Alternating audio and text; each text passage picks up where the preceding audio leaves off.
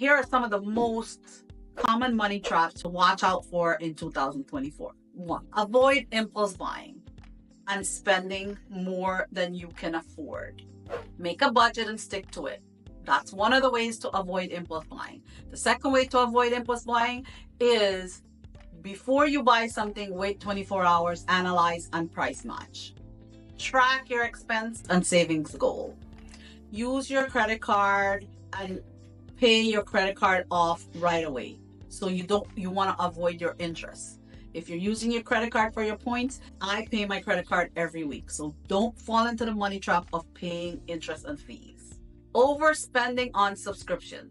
This has been a money trap for a long time now. Make 2024 the year that you look at the subscriptions that you're doing and you do not want to overspend on that.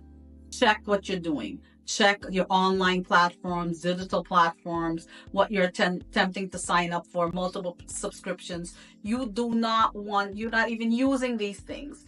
You want to be educated about this because our society and our media and our marketing is set to pull you into these money traps. So you want to not be having subscriptions that you do not need and you will not be using. Don't fool yourself that you're going to be using. Avoid overspending on these subscriptions and make sure that you're looking at your monthly statements and everything that's on there, you understand what's being spent. You don't even have to look at your monthly statement. I look at my credit card statement every morning.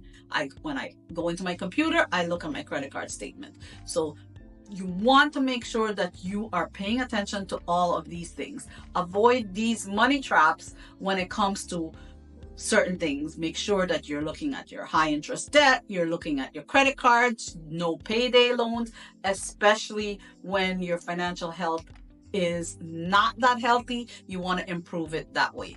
Avoid all these things, and the main thing that you want to avoid is not getting into debt. If you think about all these things and you're paying attention and you're cognizant of what you're doing and you're thinking about how you're spending your money, you will avoid debt.